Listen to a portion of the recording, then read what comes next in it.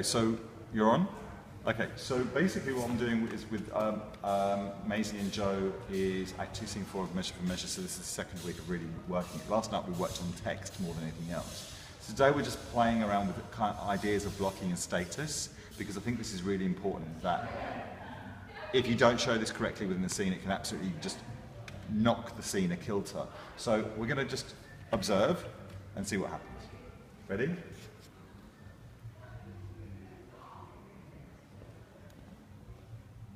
How now, fair maid? I am come to know your pleasure. That you might know it would much better please me than to demand what 'tis. Your brother cannot live. Even so, heaven keep your honour. Yet he may live a while, and it may be as long as you or I. Yet he must die. Under your sentence? Yea. When, I beseech you, that in his reprieve, longer or shorter, he may be so fitted that his soul sicken not. Fire these filthy vices. It were as good to pardon him that hath from nature stolen a man already made, as it were to... Text. Keep going. As it were to... Coin heaven's image or something like that? It were to remit their saucy sweetness that do coin heaven's image in stamps that are forbid. To set down It's all as easy falsely to take away a life true made as it were to put metal in restraining means to make a new one. to set down so in heaven but not in earth.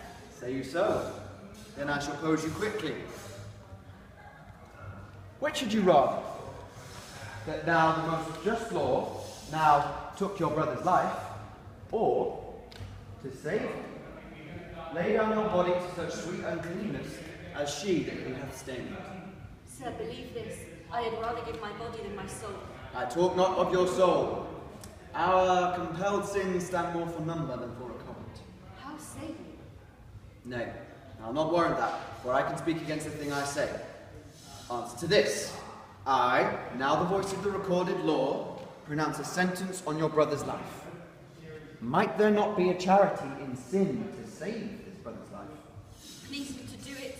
I'll take it as peril to my soul. It is no sin at all but charity. Pleased you to do it at peril of your soul, were equal poise of sin and charity. That I do beg his life. If it be sin, heaven let me bear it. You granting of my suit, if that be sin, I'll make it my morn prayer to have it added to the faults of mine, and nothing of your answer. Nay, but hear me. Your sense pursues not mine. Either you are ignorant, or seem so craftily, and that's not good. Let me be ignorant and in nothing good, but graciously to know I am no better. We haven't done that. No, that's good. Just play. Mark me. Your sense pursues. Okay. Mark me. To be received plain, I'll speak more gross. Your brother must die. So, And his offence is so, as it appears, accountant to the law upon that pain. true. Admit no other way to save his life, for I subscribe not that nor any other, but in loss of the question, that you, his sister, find in yourself desired of such a person whose credit with the judge or own great place could fetch your brother from the manacles of the all-binding law, and that there were no earthly way to save him, but that either you must lay down the treasures of your body to this supposed, or else to let him suffer. What would you do? As much for my poor brother as myself.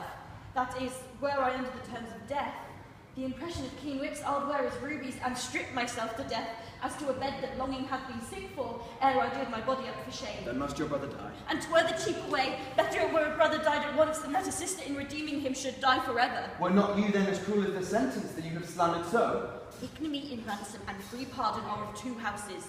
Lawful mercy is nothing kin to foul redemption. You seem of late to make the law a tyrant, but rather prove the sliding of your brother a merriment than a vice.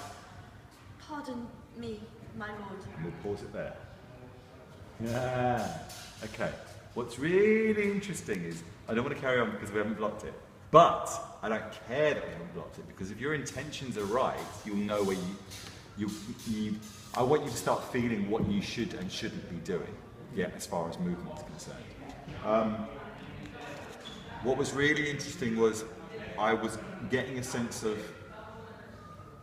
fluttering with you, which is absolutely right for the character, but the fluttering needs to be more in what's going on in here, in the eyes, rather than extraneously in the body, because he's still controlled as a solicitor. He's still a lawyer at heart. Yeah? He knows that even if he was in a courtroom, this is probably his greatest case to try, because it's personal stakes he's got here. That he needs to still look like he's in control. At the moment, with your hands doing this, or your feet doing this, it doesn't look like you're in control. But that's a good realization to have, and that's why I want to see it. Hands. Yeah? I don't mind some, but I want you to really start being very, very aware of what you're doing with your hands. Yeah. When and where you're using them to flutter. Cool? All right? I haven't got any problems with the verse. And where you are right now, how you're quite solid within the scene. He's the one who's doing the bit of the walking around and stuff, and that, which at the moment is good. For the first part of the scene, it's going to work like that. The next part of the scene is going to change. I feel like it gives me a chance to hear what he's saying, because she's constantly processing exactly what he's saying. No, because What, being still? Still? Sitting down, I can really like focus on what he is saying and let it be like take up. What's it doing for you with the? At the moment, distracting me. Okay. But only because it's new. Right, so it's kind of throwing you a little bit in the body. Okay, so this is what I want you guys to do then, as like in prep for next week's rehearsal. I want you to be using this text as you're walking down the street. So when you come to, and cross over the street on thoughts. Yeah? So you actually see how organically movement actually happens when you're using thoughts and verse line. So when you come to a traffic light, just stop there for a moment and wait for the next verse line. Back as soon as the light's green, you just walk across. Yeah? So it's about really engaging a natural movement within this, so it engages the verse, or the verse is engaged naturally within the body. Is this making sense for you? Yeah?